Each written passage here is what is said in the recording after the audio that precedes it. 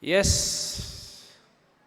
truly mga kaigsunan ng atong kinabuhi ang naaragid sa mga kamot sa atong Ginoo. Daghang salamat Sister Glemmy and Sister Jeneca, members sa ato ang Gift of Praise sa matahom o inspiring awit.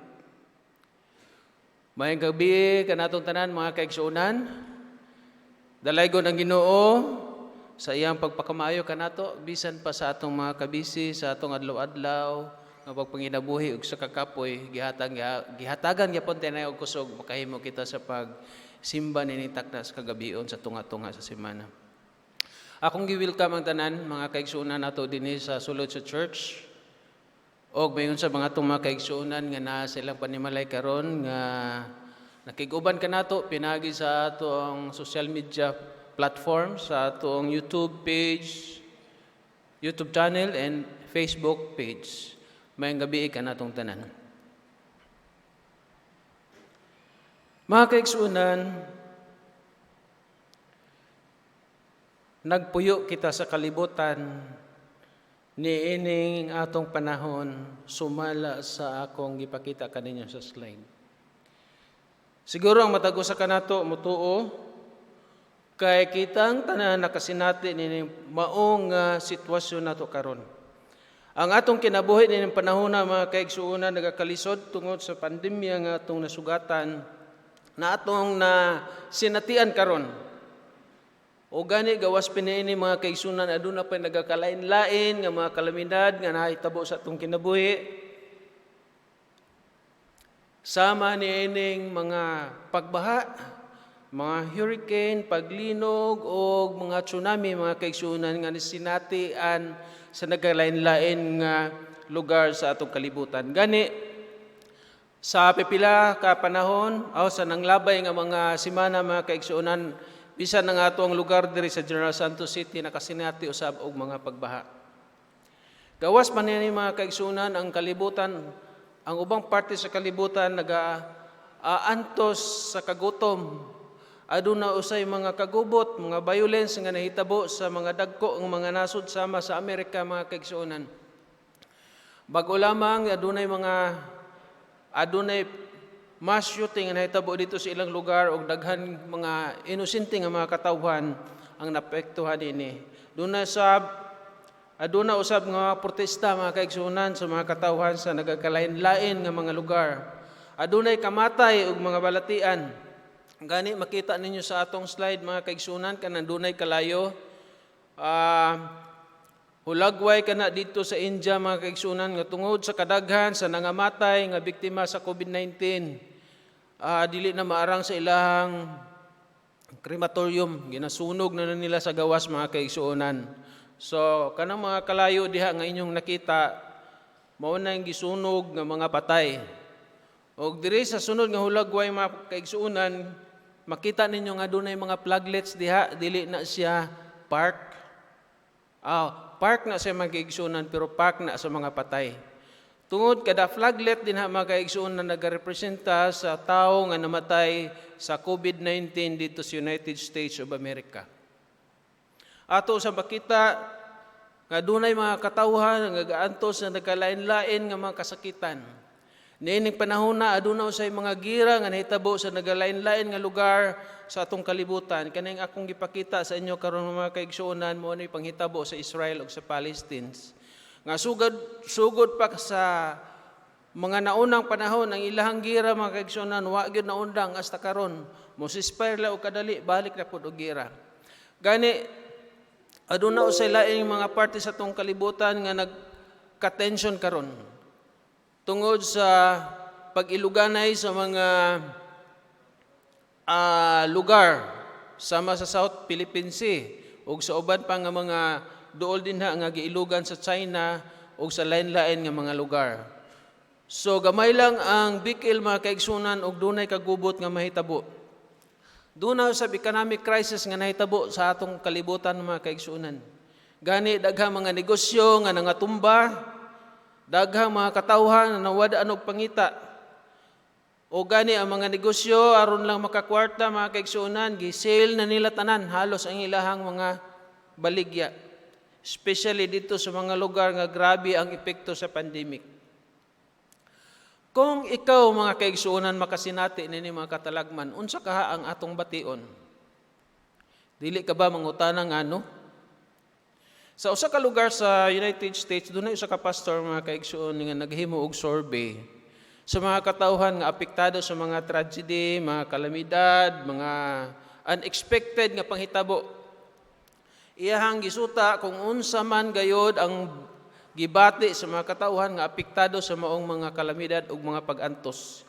Ug iyang nahibaluan mga kaigsuonan sa sagad sa pangutana nga isulti sa mga katawhan nga apektado na himong biktima sa mga kalisdanan, ngano ako man Lord, nganong nahitabo man ni nako. Ingon ana gyud mga kaigsuonan. Ngano man nga gitugot man sa Ginoo ang mga pag-antos sa atong kalibutan karon mga kaigsuonan. No bisan gani niadto pa samot na karon. Walay gipili mga kaigsuonan, nagmatinumanon ka man sa pag-alagad o nagmasinupakon, magtotoo o dili magtotoo mga kaigsuonan, aduna gyoy mga pag-antos nga nidangat sa tagsa-tagsa nato ka mga kinabuhi.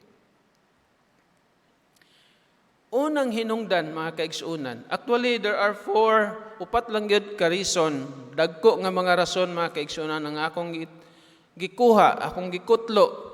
Ngano nga kini mga kalisdanan, mga pag-antos nga nahitabo sa atong kinabuhi karon, nahitabo man gyud sa tagsa-tagsa nato ka mga kinabuhi. Una diri mga kaigsuonan, ang mga katalagman, mga kalisdanan tungod sa consequence sa atong sayop nga pagpili. Ang atong unang mga ginikanan, mga kaigsuonan, gihimo sa Ginoo nga perpekto. Ang ilang gipuy-an perpekto, puno unta sa kalipay, bugana sa tanan nilang panginahanglan, gihatag sa Ginoo ang tanan mga kaigsuonan nga ilang gikinahanglan. Apan tungod sa sayop nga pagpili, nahitabo ang katalagman. Nahanaw ang tanan, nahanaw ang kalipay, gipulihan og mga kasakit. Gani sa Genesis 3:16 nagaingon ang Ginoo ngadto sa babae, I will surely multiply your pain in childbearing. In pain you shall bring forth children. So kung wala pa unta nasayop sa pagpili ang atong mga ginikanan mga kaigsuonan, wa siguro'y sakit manganak. No?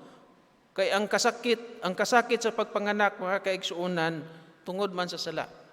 Nagpadayon siya, unto Adam he said, because you have listened to the voice of your wife and have eaten of the tree of which I commanded you, you shall not eat of it. Cursed is the ground because of you. In pain you shall eat of it all the days of your life. Thorns and thistles it shall bring forth for you, and you shall eat the plants of the field. By the sweat of your face you shall eat bread till you return to the ground. For out of it you were taken, for you are dust, and to dust you shall return. Tungod sa sayop nga pagpili mga kaigsuonan, ang buluhaton nga gihatag sa Ginoo sa atong unang ginikanan nga mao lang untay bantay, no? Tigbantay, keeper sa Garden of Eden. Walay kalisdanan mga hitabo, pero tungod sa sayop nga pagpili, nawala ang tanan mga kaigsuonan. Sa Jeremias 2:19 nag-ingon siya, ang imo rang pagkadautan mooy muunay pagsilot kanimo ug ang pagtalikod mo kanako mooy mohukom kanimo. Makaila karaunya unsa kapait ug kadautan ang pagtalikod mo kanako. Ang Ginoo nga imong Dios ug sa imong pagkawalay kahadlo kanako, ako ang Ginoo, ang labing gamahanan mooy nag-ingon niini. So usa ka reason daay mga kaigsuonan nga aduna kitay mga katalagman o mga pag-antos nga naangkon atong nasinatian tungod sa sayop nato kapag pili. Usahay moabot ka nato ang mga balatian. Ngano kaha mga kaigsuonan? Kung ang usa gani ka nato, usa ka tawo makaangkon og balatian nga wala gi-expect nga may tabo, pananglitan, breast cancer sa usa ka lalaki. Kabati na mo na mga kaigsunan, breast cancer sa lalaki. Panagsara kayo na sa mahitabo mga kaigsunan, pero kanang mahitabo gina siya. So unsa kay bation sa tao nga dunay breast cancer, pananglitan stage 4. So kung stage 4 mga kaigsunan, wala na pag-asa. Ginoo na ra gyud mag-igo ana. Kasagaran mga kaigsunan, ang tao nga naigo sa mao nga sakit mo ingon gyud siya ngano man ako. Di ba labi na og daghan pa siya og plano sa kinabuhi, ingon siya ngano man ako Ginoo, ngano man in taon nga naa may uban diha. Pero mga kaigsunan, kung atong una-unaon, kung atong i-review ang nangagi sa atong kinabuhi, pwede po pangutanon atong kagalingon, nganong naingunahan ni man ko? Dunay mga balaod sa mayong panglawas mga kaigsuonan, ato baka na natuman. O tungod sa ato ang gana, no? Tungod sa atong pagpili sa atong kanon, mga ginakaon sa matag adlaw mga kaigsuonan, maoy resulta, maoy sangputanan sa atong panglawas mga kaigsuonan. Pananglitan nasayod ta kanang mga tambok, mga karne mga kaigsuonan, dili gyud na siya maayo sa atong panglawas.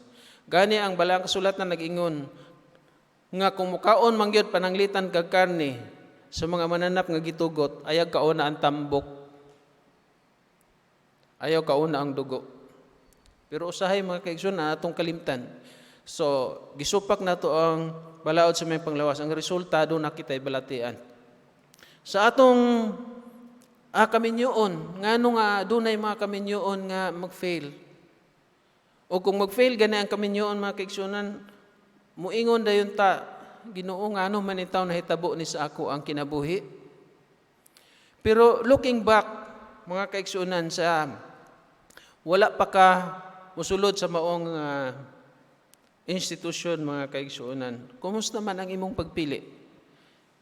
Gitambagan kita nga kung mupili kita og lifetime partner mga kaigsuonan, atong pilion ang unsa man ang parehas nato para wala gyud problema. O doon na may mga problema, di man na maiwasan mga kaigsuonan, no? Pero mas the more nga doon ay problema, kung ang imong pag-alagad, ang imong pagtuo, sukwahi sa pagtuo sa imong kapika sa kinabuhi. Pananglitan sa mga estudyante nato mga kaigsuonan, na failure ang atong grado, wa ta ka-graduate, ang atong mga ginikanan ng taong ga-expect nga mo graduate na ta, pero wa di ay. Ngano man, it's a wrong choice po. Gipili nato ang atong paghugoy-hugoy, atong pagbulakbol. Karon nga panahon, gipili nato magsigig dula sa atong gadget instead nga mag-study. Mao na nga ang resulta, nibagsak ang atong mga grado. Unya, atong ingnon ang Ginoo ngano man. Sa atong mga finances, sa isa ka panimalay mga kaigsunan, isa kadako nga source sa kagubot mao ang finances. Kung maglisod gani ang kinabuhi tungod sa kakulangon sa financial resources mga kaigsunan, mangutana po ta, Ginoo ngano man, nag-uli man ko og tithes, naghatag mag-offering kasimba man ko, ngano man. I-review ang atong kinabuhi mga kaigsunan. Siguro dunay problema sa atong pagpili usab. Sa atong spending priority. Base baya nga ang atong income maura ni unya ni gasto ta og sobra ni ana mga kaigsunan. Tungod kay ang atong silingan dunay ani kinahanglan do na pud ta. Tungod kay ang akong higala, akong mga kauban sa trabaho dunay sakyanan, palit pud tag sakyanan. Bisag ang ato ang financial status dili magtugot. Unya maglisod na gani, Ginoo ngano man. Kung makasinati gid mga kalisod mga kaigsunan og katalagman, unsa man ang atong himuon? Nakahimo na tag wrong choice. Unsa atong himuon mga kaigsunan? Matod pa ni San Pablo sa Hebrews 12:5-6, and have you completely forgotten this word of encouragement that addresses you as a father addresses his son? It says, my son, do not make light of the Lord's discipline and do not lose heart when he rebukes you, because the Lord disciplines the one he loves and He chastens everyone He accepts as His son. Kung makasala da ita mga kaigsuunan, kung wa patakabantay, ang Ginoo mupitik sa ato. Muhatag og pagbadlong og mga pagdisiplina. Nagpadayon siya, endure hardship as discipline. God is treating you as His children, for what children are not disciplined by their father? If you are not disciplined, and everyone undergoes discipline, then you are not legitimate, not true sons and daughters at all. So kung pananglitan dahil mga kaigsunan ang ubang mga katawhan ni agi o pagdisiplina sa Ginoo mga kaigsunan niya, wala ka gidisiplina sa Ginoo, sa ato pa dili ka tinuod nga anak sa Ginoo. Nagpadayon siya, moreover, we have all had human fathers who disciplined us and we respected them for it. How much more should we submit to the Father of spirits and live? They disciplined us for a little while as He thought best, but God disciplines us for our good in order that we may share in His holiness. No discipline seems pleasant at that time, but painful. Later on, however, it produces a harvest of righteousness and peace for those who have been trained by it. Ang pagdisiplina sa Ginoo mga kaigsunan kanato nga nagmalinapason sa bisan unsa nga paagi mga kaigsunan, sakit gyud. Pero mapuslanon alang sa atong kaayuhan. 1 John 1:9, nag-ingon siya, if we confess our sins, He is faithful and just and will forgive us our sins and purify us from all unrighteousness. Kung makasala kita mga kaigsunan, dili na to hunaon-naon, nga wa na gitay paglaom. Kay ang kaaway ra ba mga kaigsunan, kanunay magpahinumdum sa atong mga sala, o pag kanunay mo condemn sa ato, ma-accuse, ay wa na ka. Ako naka-experience ko mga kaigsunan, ka-eskwela pa ko, wala man ko nakaagyo ka ng bugoy-bugoy nga grabe, pero nakasulay ko anang di mo simba pagka Sabado. Eskwela ko college sa emisyon dito, mi sa Uhaw, tungon na, first batch mi dito. Nya, dirigid ko magsimbahan. Pero, na mga panahon nga murag mutapol ko, simba. Kung mutapol lang kita pagsimba, mga kaigsunan, pagka Sabado, unsa may tabo, kanang murag na guilt sa imo ha. Nga kung musimba ka, murag imong huna-huna nga ang tanang tao, tanang mga kaigsunan simbahan, gatanaw, uy, nabuhi man eh. Ngun ana ang yawa mga kaigsuunan, hantod nga mawad-an ka o paglaam di na kamo simba, hantod mapalong nang imong pag-alagad mga kaigsuunan. So nindot kaayo ang saad sa Ginoo mga kaigsuunan nga bisan pa makasasala ta, pero akong ato lang i-confess atong hinulsulan mga kaigsuunan ng Ginoo, matinud-anon gyud sa pagpasaylo sa atong mga sala. Unsay ingon ni Prophet Isaiah mahitungod niini mga kaigsuunan. Come now and let us reason together, says the Lord. Though your sins are like scarlet, they shall be as white as snow. Though they are red like crimson, they shall be as wool. Pagkanindot mga kaigsuunan, no? Ingon niini pagka mahigugmaon ang atong Ginoo. Ingon ana ang iyang gugma sa ato ang mga kaigsuonan. Bisan unsa kapula ang atong mga sala, iyang pagapution saba sa nibi. Unsay sunod nga hinungdan mga kaigsuonan nga dunay mga kasub-anan o katalagman. Gituyo ang mga panghitabo nga dili maayo usahay sa atong kinabuhi aron makita ang gahom sa Ginoo. Usa ka panahon ni ana samtang naglakaw si Ginoong Hesus kauban sa iyahang mga tinun-an unya, na sila nakita nga buta. Sa karaang panahon mga kaigsuonan, bisan gani usahay sa ato, pag doon na gani diferensya ang tao, doon ay sakit, ukonclude dayon na sila nga, ay, mauning nahitabo sa iya kay makasasala ng dako. So nangutana ang disipulo ni Ginoong Hesus, Rabbi, why was this man born blind? Was it because of his own sins or his parents' sins? Nitubag ang Ginoo, it was not because of his sins or his parents' sins. This happened so that the power of God could be seen in him. Mga kaigsunan, usahay, makaangkon tag mga kasub-anan, mga katalagman sa tong kinabuhi niya, makapangutana ta, sama kang Hob, nga gitawag sa Ginoong righteous, nga naman nahitabo nako ni, nga wa man kay mahunaunaan nga sala nga akong nahimo. Gani ang mga amigo, mga higala ni Job nga suod kaayo. Gi-accuse gud siya nga, Job, kasala gyud ka. Pag hinulsol gyud para ayohon ka sa Ginoo. Ilaha yung pugos kay Job mga kaigsuonan nga nakasala gyud, pero kay Job nasayod siya siyang kagalingon. Ingon sa saksi nako ang Ginoo nga wa gyud ko'y sala. Gani tungod sa katalagman nga hitabo yung mga pag-antos nga grabe mga kaigsuonan, nasayod man kita sa istorya ni Job.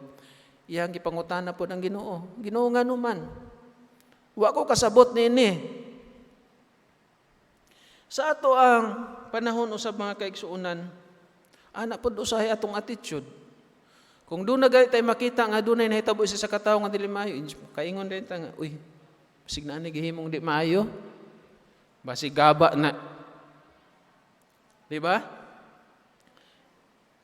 Dayon, himuon dayon siyang kung sa kinanto pa nga sinultian sumsuman sa mga tabi-tabi. Chismis. Unya hukman nato dili maayo.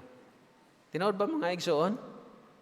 Nahitabo ba usahay ni sa tuwa nga kung doon natin makita nga tao nga doon ay mga kalisdanan nga naabot sa iyang kinabuhi usahay, imbis atong kaluyan, ato nung tunglohon, ato nung itabi, ay kana siya, mauna mga kisuonan. So, unsay giingon ni San Mateo mga kagisuonan, do not judge or you too will be judged. For in the same way you judge others, you will be judged, and with measure you use, it will be measured to you. Kuyaw mga kaigsunan, no? Kung maghukom ta sa atong isig kaingon mga kaigsunan, hukman po ta. Busa, ang balang kasulatan nag-ingon nga, ayaw gyud paghukom mga kaigsunan. Dili gyud ta maghukom mga kaigsunan. Unsa pa? Si James nag-ingon, there is only one lawgiver and judge, the one who is able to save and to destroy. But who are you who judge your neighbor? Kinsa ba ta mga kaigsuonan nga mahukom sa atong mga silingan, sa atong mga higala, sa atong mga kaubanan? Unsa man ang pasidaan kanato nga nagahukom sa atong mga silingan mga kaigsuonan? Romans 2:1. You therefore have no excuse, you who pass judgment on someone else. For whatever point you judge another, you are condemning yourself, because you who pass judgment do the same. Hinumduman nato si Pero mga kaigsunan sa panahon ni Moses sa paghawa sa mga so wala pa nahawa, wala pa nagitugutan paghawa ang mga Israelites sa ilang lugar. Gitunglo niya ang mga Israelites nga mga matay ang ilang mga kabataan. Unsay nahitabo nibalik sa iyaha og namatay ang tanang kinamagulangan nga anak dito sa Ehipto, hayop man o tao mga kaigsuonan. So makalilisang kung kita maghukom sa uban, samar nga gihukman natong atong mga kagalingon sa susam mga kahimtang. Unsay angay natong buhaton? Angay ba kitang mahukom sa uban? Dili gayud mga kaigsuonan, di ba? So, ato lang itugyan sa Ginoo. Ato siyang tabangan, imbis atong hukman, atong ichismis, mga kaigsuonan, tabangan to siya ampo. Kung doon naman tayo matabang personal na to ikadulot kaniya, aron mahupay ang iyang kasubanan, ang iyang mga kalisdanan, mga kaigsuonan, atong himuon. Unsa pa'y sunod ng mga hinungdan sa mga kalisdanan o kagool, mga kaigsuonan? Refine His people to be perfect. Zechariah 39, nag-ingon siya, and I will bring the third part into the fire, and I will refine them as silver is refined, and will try them as gold is tried. They shall call on my name, and I will hear them. I will say, it is my people, and they shall say, Jehovah is my God. In other words, mga kaigsuonan, samtang naapatadir sa kalibutan, bisan pa nabatidod anon ta sa atong pag-alagad, dili kita excuse sa mga kalisdanan. Tungod ang Ginoo dunay katuyuan nga kita mahimong perfecto, no? Maperfecto. Perfecto in a sense nga masubay sa kabubuton sa Ginoo. ang definition sa perfect, mga kaigsunan, dili parehas ang definition sa perfection sa Ginoo, dili parehas sa ato ang perfect, ato ang definition, mga kaigsunan, lahi. So mahimong malig-on, gituyo sa Ginoo aron kita mahimong malig-on, mga kaigsunan, nga mga katawhan. Ang balang kasulatan nagapadayon sa pagsulti sa Isaiah 48:10, I have refined you, but not as silver is refined. Rather, I have refined you in the furnace of suffering. So, expect kita, mga kaigsunan, nga doon naghihapoy pag-antos. Kaya napadiri sa kalibutan, nga puno sa kasalanan, mga kaigsunan, madamay gyud ta sa sala sa kalibutan. Mga igsoon, dili na kita matingala nga bisan magbatinumano sa pag-alaga, doon na po'y kalisod o pag-antos nga atong masinatian sa atong kinabuhi. Kinsa ba ka nato dinhi na sa pagdawat nato sa atong pagtuo wala mag-antos? Wala siguro, mga kaigsunan, no? Nagkalain-lain nga degree man ang ato ang atong kinabuhi, atong mga suliran. Ang uban walay suliran sa kwarta pero dunay suliran sa gugma, ba? Ang uban walay suliran sa gugma pero may suliran pod sa kwarta. Ang uban daghang kwarta pero may suliran pod sa balatian. Inguna na, mga kaigsunan, nagkalain-lain lang yun ang ato ang mga sitwasyon. Unsa may giingon sa Ginoo? Pinaagi kang San Pedro, mga kaigsunan. But the God of all grace, who hath called us unto His eternal glory by Christ Jesus, after that ye have suffered a while, make you perfect, establish, strengthen, settle you. Sa ato pa, mga kaigsunan, kini mga pagsulay, mga kalisdanan ng indangat sa atong kinabuhi, gihimo ni sa Ginoo aron kita malig-on, mga kaigsunan. Aside nga mahimo kita ang mga perpekto. Unsa pagyud, mga kaigsunan, ang giingon sa Ginoo? When you pass through the waters, I will be with you, and through the rivers, they will not overflow you. When you walk through the fire, you will not be scorched, nor will the flame burn you. Amen, mga kaigsunan. Dili ta pasagdan sa Ginoo. Siya makig-uban kanato, mga kaigsunan. Sa tiliwala nini mga pagsulay unsa man ang gisulti sa Ginoo kanato.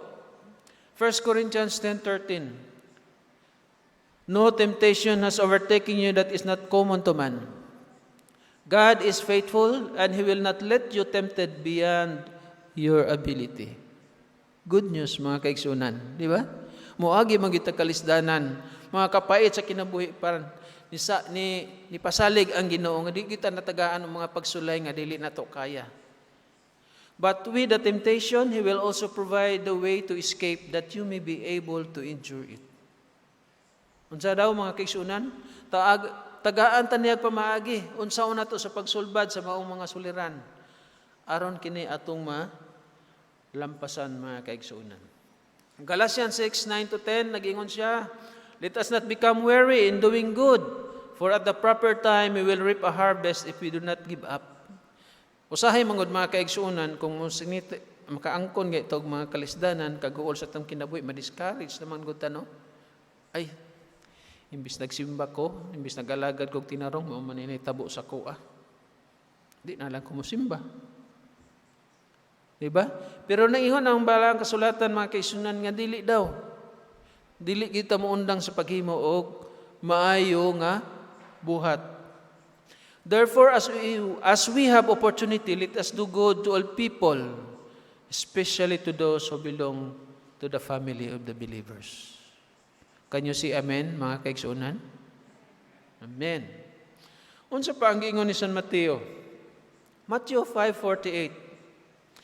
Be ye therefore perfect, even as your Father which is in heaven is perfect. So daw, kinahanglan ta nga mahimong perpekto, kaya nga to ang amahan nga nasa langit perfect. Sayon o lisod? Kaya o dili kaya? So siguro, no? Unsay gingon sa Ginoong Hesus? Matthew 19:26. But Jesus looked at them and said to them, with men this is impossible, but with God, sa gingon niya, mga kaigsunan, all things are possible. Kung kita lang, di jud makaya. Pero ang Ginoo naman sa tuwa, nagsaad man siya makiguban kanato. No? Di ta niya biyaan mga kaigsuonan. Sa istorya bitatong kanta nga Footprints in the Sun atong mahinumduman mga kaigsuonan, ang isa ka tawo lipay siya kay uban sila sa Ginoo sa kanang maayong nga higayon, maayong mga panahon kung malipayon iyang kinabuhi na ang Ginoo ba niya. Pero natingala siya. Ngano man kung doon na may unos iyang kinabuhi, doon na may kalisdanan, duha laman ka footprints iyang nakita. Kung maayo ang iyang kinabuhi, upat man ka footprints mo na nabalaan ni kay uban. Ginoo mo nang utana. Ginoo ngano man nga kung maayo gani ang kahimtang, duha man ka tunob, duha ka pare sa tunob man ako makit-an. Gani kung maglisod ko, dunay mga katalagman na ito sa akong kinabuhi. Anong isa naman lang kaparisan. Unsay tubag sa Ginoo sa iya ha? Anak. Mo nang duha ra ka, isa ra ka pares nga tunob ang imong makit-an. Kung ana akas katalagman tungod kay ako kang gipas-an. Singunan ang atong Ginoo mga kaigsuonan, mahigugmaon, maluluyon ug di gyud ta niya pasagdan. Ang sunod nga rason mga kaigsuonan nganong dunay mga pag-antos sa atong kinabuhi samtang natas kalibutan mo ni the sign of His own return. Matthew 24 verses 6 to 8 nagaingon, and you shall hear of wars and rumors of wars.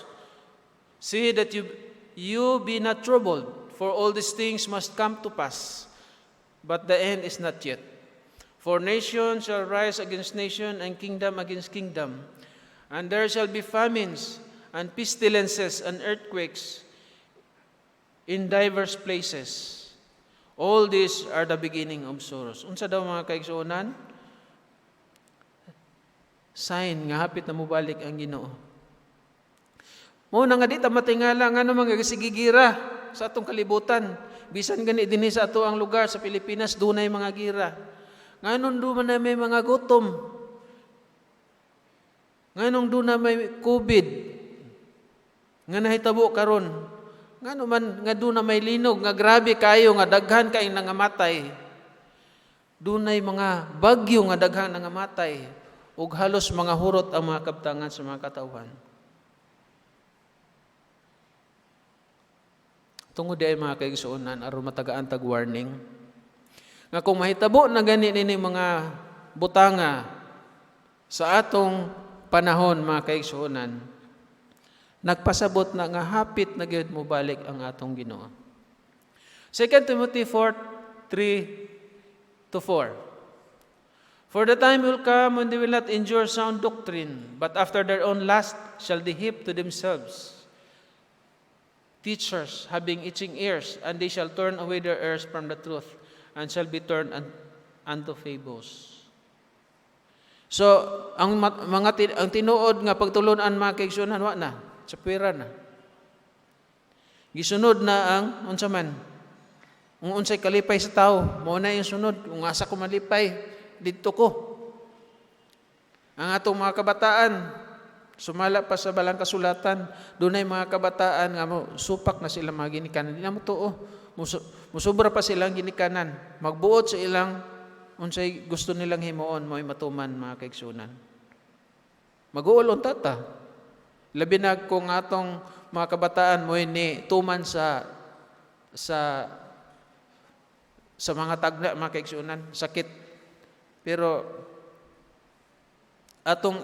kung atong tanawon sa atong mga kaugalingon basig do na putay sipyat nga ningon na atong mga kabataan.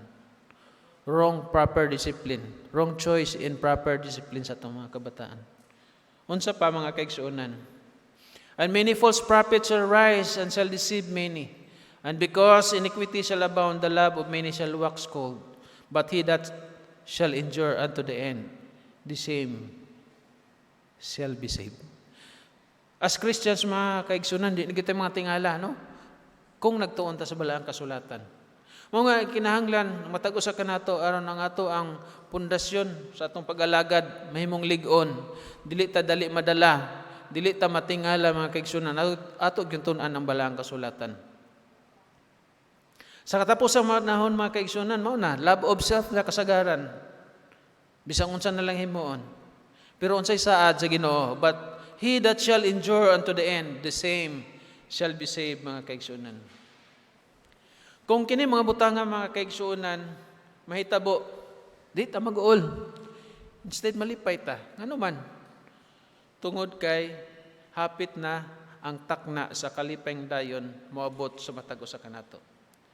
Atong pasalamatan ang atong Dios nga bisan wala kita masayod sa insaktong adlaw sa iyang pagbalik mga kaigsuonan, iya kitang gitagaan og giya aron sa iyang pagbalik maandam ko aron ikaw ug ako makadawat sa ganti nga iyang gitagana sa iyang makatawhan ug takos tawgon nga iyang mga anak. To summarize mga kaigsuonan, kining kagabion dunay upat kadagko nga mga rason o hinungdan ngano ang mga katalagman, ang mga kagulanan, kalisdanan atong nasinatian. Una, kini ang konsekwensya ato ang sayop nga pagpili. Ang Ginoo niingog choose life. Sumala sa giwalin ni Elder Hagoros, choose life ningon ang Ginoo. Pero ang tao makaigsuonan, nasayod siya kay giwarningan sa Ginoo nga kung kani ang imong pilion mamatay gyud ka, distraction. Pero unsa man nakulangan sa pagtuo gipili niya ang distraction mga kaigsuonan. Ikaduha nga rason mga kaigsuonan sa atong mga kalisdanan aron ipakita ang gahom sa Ginoo. Ikatulo, aron ang iyang mga katawhan sa pagbalik sa Ginoo andam na og mahimo ng perpekto sa iyang atubangan. Og ang ikaupat, timaan nga ang Ginoo hapit na gayud mo balik. Revelation 3:3 nagaingon siya, so remember what you have received and heard and keep it and repent. Therefore, if you do not wake up, I will come like a thief, and you will not know at what hour I will come to you. Unsa may garantiya sa Ginoo nga gihatag sa iyang mga katawhan nga nagmatinud-anon. James 1:12. Blessed is the one who perseveres under trial, because having stood the test, that person will receive the crown of life that the Lord has promised to those who love Him.